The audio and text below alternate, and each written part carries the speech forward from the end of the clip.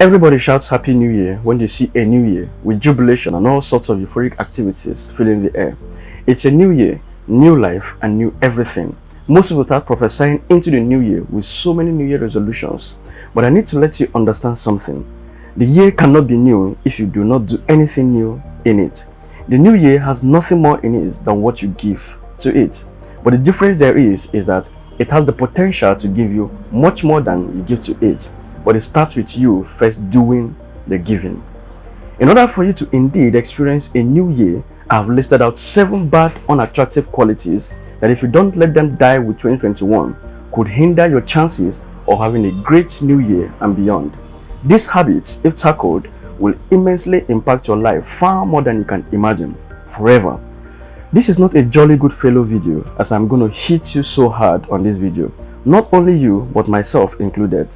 But the hard hitting is just the truth, and nothing more than the truth that you just need to hear.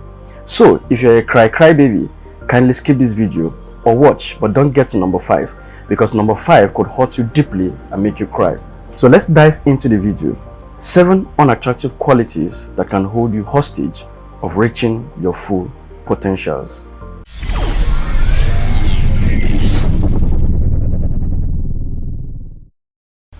1. Feeling entitled.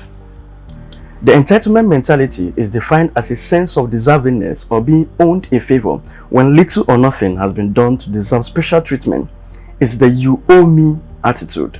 No doubt we all know people who fit into this description. The student who expects a good grade without putting in the effort. The employee who expects a certain amount of salary or benefit without commensurate effort or results. Or the employee who is pissed off that they didn't get the promotion even though they do the bare minimum and make more work for their colleagues every day. Friend who always expects you to be available but is never there for you. The family member who expects to be waited on by everyone else, or those who expect you to do or give to them that which they couldn't do or give to themselves. See, you need to know that nobody owes you anything. You alone owe yourself everything. Why should you be angry or sad because someone didn't give you what you couldn't give to yourself? Instead of getting angry, you should rather be spurred into positive actions to get that which you want for yourself. Everyone has some amount of entitlement. However, like with most parts of your personality, it can be unhealthy when it adversely affects your daily functioning as well as your personal and professional relationships. So how do you cure that feeling of entitlement, you may ask? The simple answer is gratitude. Gratitude. Make a priority of practicing gratitude. You need to develop a heart of gratitude. When you believe that life owes you nothing, you have infinite opportunities to experience true gratitude, even in the midst of pain and disappointment. Gratitude begins where your sense of entitlement ends. Living a positive life and focusing on personal growth and self-improvement can empower you to live your best life and help others along the way. The trouble with people who have a sense of entitlement is that this entitlement doesn't actually make them happy.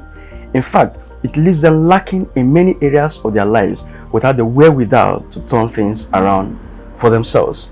The irony is that they think they can do and have anything, but the truth of the matter is that they can't make those things happen for themselves. So, they are perpetually unhappy even when they get what they want. It doesn't fulfill their needs and the pity party continues. Entitlement shows up in a lot of ways. One way it can manifest itself is that you are happy to take from other people, especially when you feel like you are in need, but you don't want to share your stuff, thoughts, money, experiences, or anything else with someone who might need them. You don't see the point of helping people just for the sake of helping them. There needs to be a reason that benefits you in order for you to get involved. Make conscious decisions to be different and not inflict your entitlement on other people. You need to kill that bad habit and let it die with 2021. 2. Victimhood mentality. A victim mentality is an acquired personality trait in which people tend to view themselves as victims. By doing so, they often feel like they lack control over the events in their life. The power is indeed in your hands, or should I say, your mind. The victim mentality rests on 3 key beliefs. 1. Bad things happen and will keep happening. 2. Other people or circumstances are to blame. 3. Any efforts to create change will fail, so there is no point in trying. And this usually involves placing blame elsewhere, making excuses, not taking responsibility, reacting to most life hurdles with "it's not my fault." It's an inevitable part of life. Bad things will happen, but when they do, are you one to bounce back or blame the world? Knowing how to stop playing the victim begins with knowing that you have the power to control your reactions and thoughts. When you see yourself as a victim, you refuse to take responsibility for your life and actions and believe that someone else should be blamed. That mindset will only keep you at the same spot of unprogressiveness in life, relationship, and career. You are your own good luck and misfortune. Granted, there are some things that are definitely beyond our control in life, but most times, those things beyond our control rarely make us a victim. You are the controller of virtually everything that happens or don't happen in your life. Kill that victimhood mentality from your life and take responsibility for everything that happens in your life going forward, and you begin to experience rapid growth, peace in this new year and beyond. And one of the best ways to kill this mentality once again is to practice gratitude. A major foundation of the victim mentality is a sense of lacking something. When you feel there is something missing, it's easy to get stuck in a trail of negative thoughts and self-pity. Instead, when you focus on the blessings in your life and practice gratitude, then you can find yourself in a positive mindset. Thinking positively and focusing on the good often breeds more positivity. After all, it's all a state of mind. So, take control to reshape your perspective by focusing on the good in your life. The power you have to walk away from bad situations and the confidence to transform anything bad into something good. This is the main source of knowing how to stop playing the victim. Life is a series of experiences and moments, so if something seemingly undesirable occurs, take a lesson from it and keep on moving forward. You are not a victim, you are a victor. 3. Constantly blaming others. Just like the victimhood mentality, this threat of constantly blaming others is also not far-fetched and self-explanatory. Most people are on this train. They blame everyone but themselves for everything that happens in their life. They blame everyone for their lack, poverty, misfortune, and even a piece of meat that's stuck in their teeth. They blame their mama or the seller for giving them strong meat. A friend was walking on the road, hit his leg on a stone, and began raining insults on the stone and whoever dropped the stone there, forgetting that he wasn't blind. This seems funny, but you don't know the extent people go in blaming everything and everyone but themselves for anything wrong that happens to them. Are you in that category?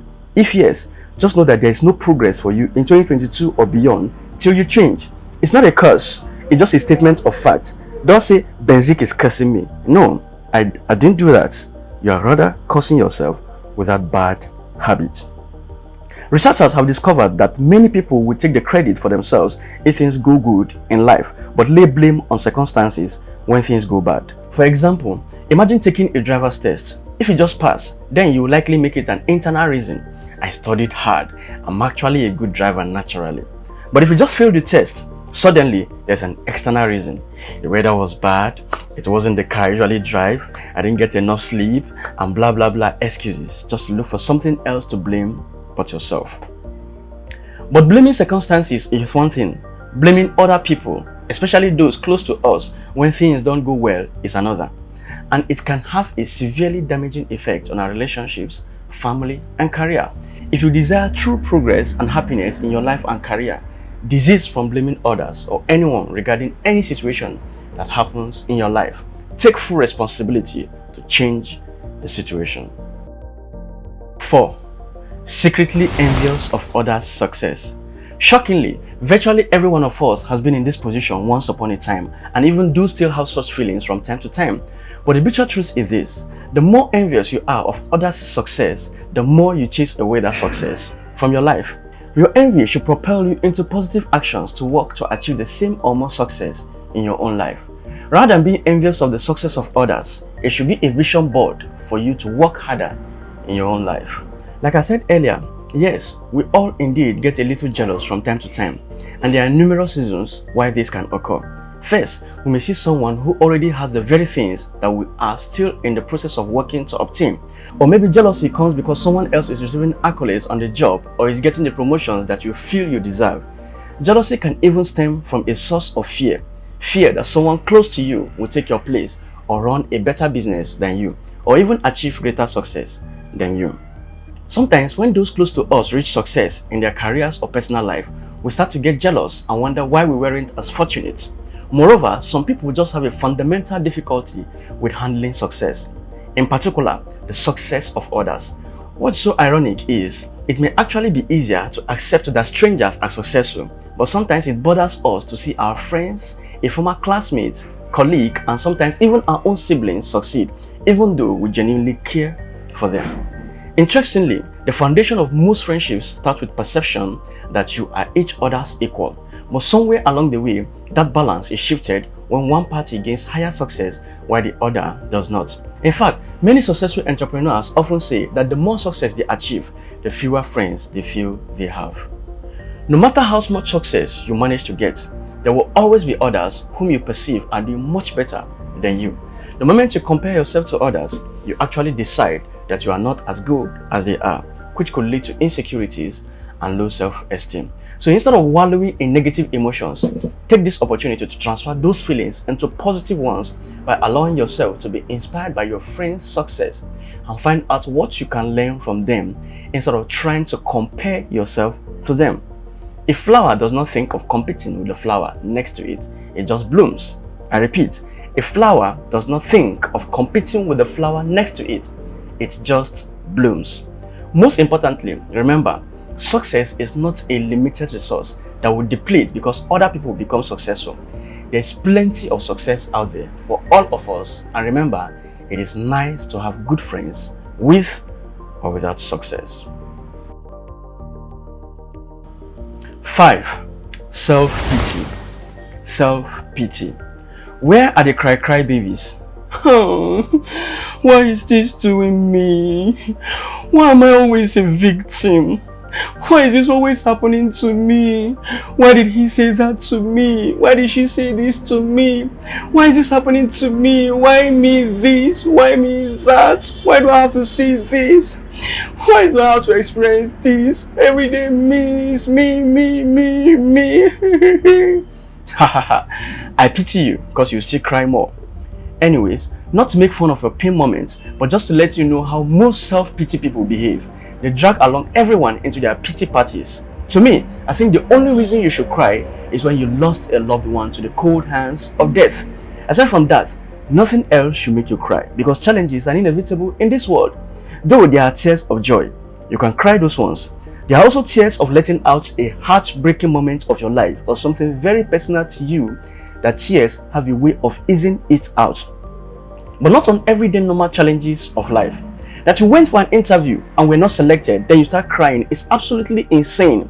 Or your proposal was not approved or things of that nature and you start crying. Some cry for virtually everything, even when cockroaches touches them. It seems very funny and absurd, but I've seen how people cry on many stupid, irrelevant things of life and throw pity parties for those in that class of self-pity to join them. Very bad character. Self-pity happens when you focus too much on your own problems and believe you are a victim of circumstances. This mental focus leads you to feel emotions like sadness, anxiety, hurt, and helplessness. It feels good to wallow in self-pity over the short time, and that's why it's easy to fall into. But if you stay in it for too long, it becomes like a deep pit that is difficult to climb out. The good news is, there are a number of ways to change this debilitating state of mind. The sooner you nip it in the bud and get started, the easier you let go of self-pity for good. Self-pity just doesn't work over the long time. The more you feel sorry for yourself, the more inclined you are to keep repeating unwanted circumstances. Life will never be easy all the time because that's not why we are here. As humans, we are here to experience variety, which includes pleasure and problems. And within each unwanted issue is the opportunity to grow and create a better life. Get rid of self-pity if you desire to have a fulfilling new year and beyond. 6. Know it all. This is also quite self-explanatory. You can never know it all. Even the richest person in this world still hungers for more knowledge, and you could wonder what more is he looking for. That's to show you that the day you begin to feel you know it all is the day you begin to die. Know it alls think they know everything. They feel superior, are dismissive of others' opinions, are unwilling to listen to others, and love to tell others how to do their job. Know-it-alls like to hear themselves talk. They come off as self-centered and pompous and easily EQ, especially if you know how to do your job well. You bite your tongue when they start telling you what you already know. You bristle when they talk down to you. Nobody knows it all in this world. If you are not a believer, you may not reckon with this. As a believer, we know that only God is omniscience, that's all-knowing, and no one else. You can learn from everything and everyone. Even a newborn baby can teach you something you may not know. No one is too old or too young to learn. When you discuss with people, listen more than you talk. For when you listen, you learn more, understand better, and know the right response to give that makes you look smarter.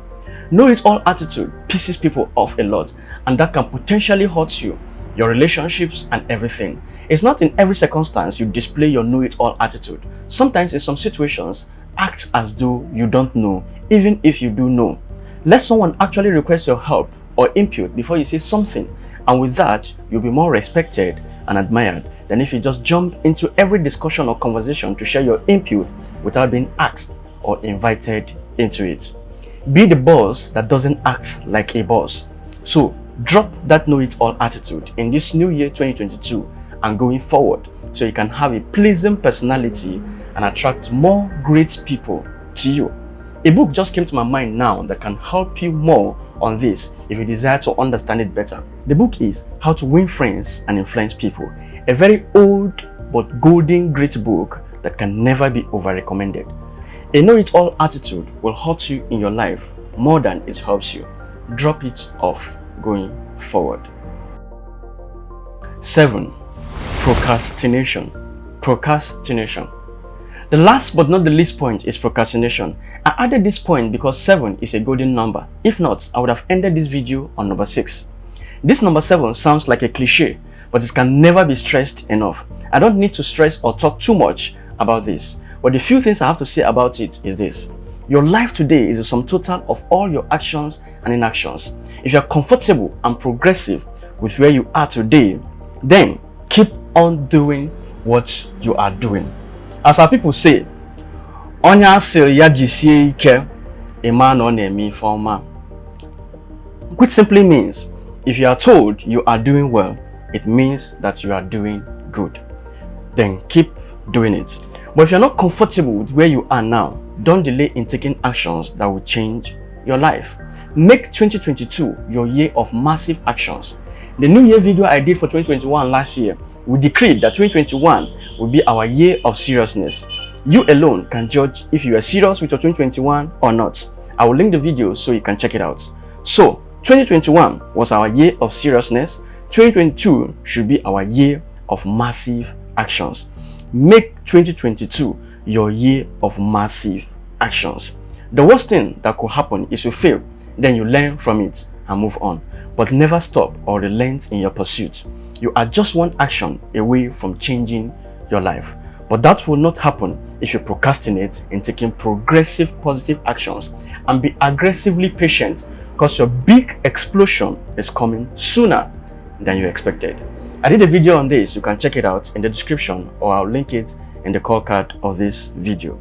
So kill procrastination today and beyond before it kills you. Finally, if you can drop these unattractive bad qualities that hurt you both in life and in your career and let them die with 2021, which are 1. Feeling entitled, 2.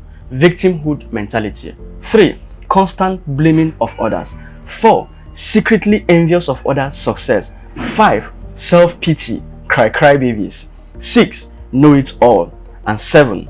Procrastination, you will eventually have a great, fulfilling, peaceful, and sweet sailing 2022 and beyond. These qualities will hold you hostage to reaching your full potential. Let them go. Selah. If you receive any value from this video and strongly believe that 2022 will be a great year for you and beyond, kindly give this video a thumbs up. Share the video with someone that will benefit from it, because sharing is caring. And don't forget to subscribe to this channel if you haven't. Thanks for listening. My name is Benzik, and I wish you a great 2022 and beyond.